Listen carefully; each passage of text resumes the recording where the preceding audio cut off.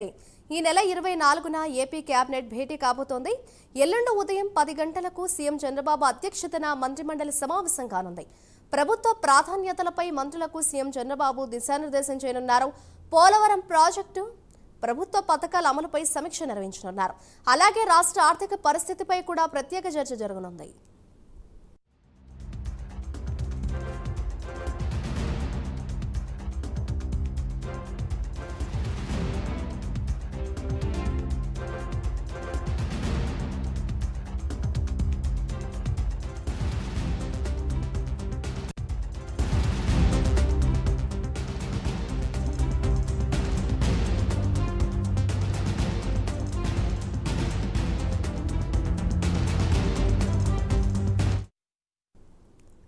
ఈ నెల 24న AP cabinet భేటీ కాబోతోంది. దానికి సంబంధించిన బ్రేకింగ్ న్యూస్ చూస్తున్నాం.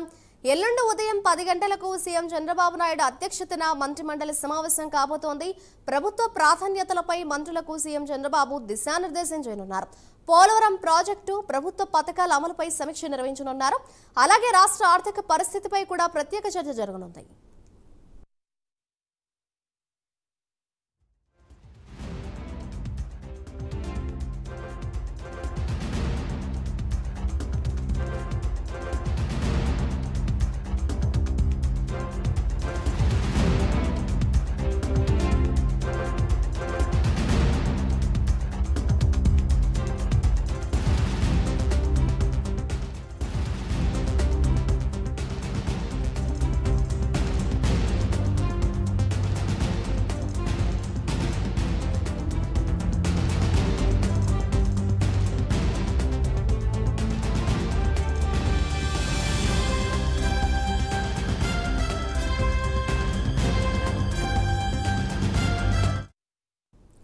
ఈ నెల 24న ఏపీ కేబినెట్ సమావేశం కాబోతోంది.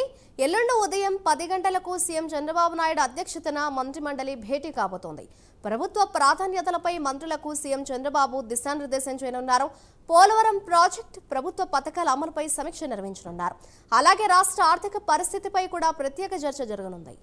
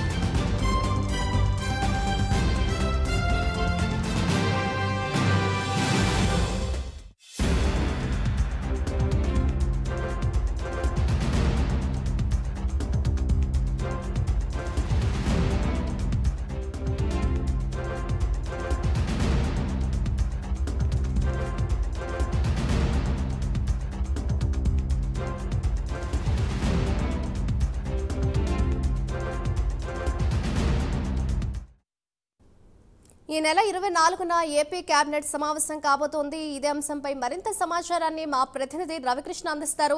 రవికృష్ణ, చెప్పండి, ఈ నెల 24 చూస్తే ఏపీ కేబినెట్ సమావేశం అంటున్నారు. ప్రధానంగా చూస్తే పోలవరం ప్రాజెక్టు కావచ్చు, ఇంకా ఎటువంటి అంశాలపై చర్చించే అవకాశం ఉంది అని అనుకోవచ్చు అంటారు?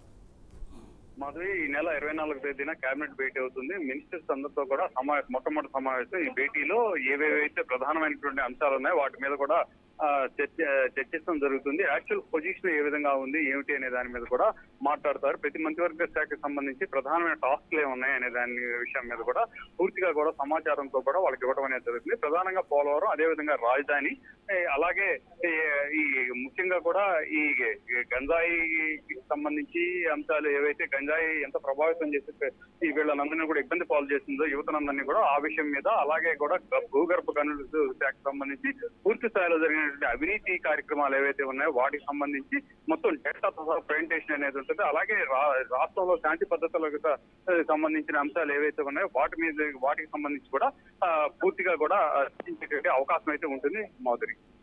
అయితే రవికృష్ణ, ప్రత్యేకంగా చూస్తే ఆర్థిక పరిస్థితిపై కూడా ప్రత్యేక చర్చ జరగబోతోంది అంటున్నారు ఈ కేబినెట్ సమావేశంలో. దీనికి సంబంధించిన అప్డేట్స్ ఏ విధంగా ఉన్నాయి? అంటే పూర్తిగా కూడా నిన్న మనం చూడొచ్చు, మొన్నటి రోజు చంద్రబాబు నాయుడు పూర్తిగా కూడా రాజధాని గ్రామాల్లో పర్యటించారు. అంతకుముందు పోలవరం కూడా వెళ్ళడం జరిగింది. ఆ సందర్భంగా కూడా ఆయన ఒకటి చెప్తున్నారు, రాష్ట్ర ఆర్థిక పరిస్థితి అత్యంత దారుణంగా ఉన్నది. అదేవిధంగా కూడా రాష్ట్రానికి సంబంధించి వనరులు కూడా పూర్తి స్థాయిలో కూడా దోపిడీ అయిపోయినాయి. ఇప్పుడు ఎక్కడి నుంచి రాష్ట్రాన్ని ఈ అభివృద్ధి పదంలో నడపాలి అనే దాని మీద కూడా ఒక స్పష్టత లేకుండా పోయిన పరిస్థితి అయితే ప్రస్తుతం ఉంది. ఈ నేపథ్యంలోనే ప్రజెంట్ అయితే మాత్రం రాష్ట్ర ఆర్థిక పరిస్థితి మీద కూడా శ్వేతపత్రం సమర్పించేటువంటి అవకాశం ఉంటుందని అయితే భావించాల్సిన పరిస్థితి ఉంది. ఎందుకంటే ఇప్పటికీ అమరావతికి సంబంధించి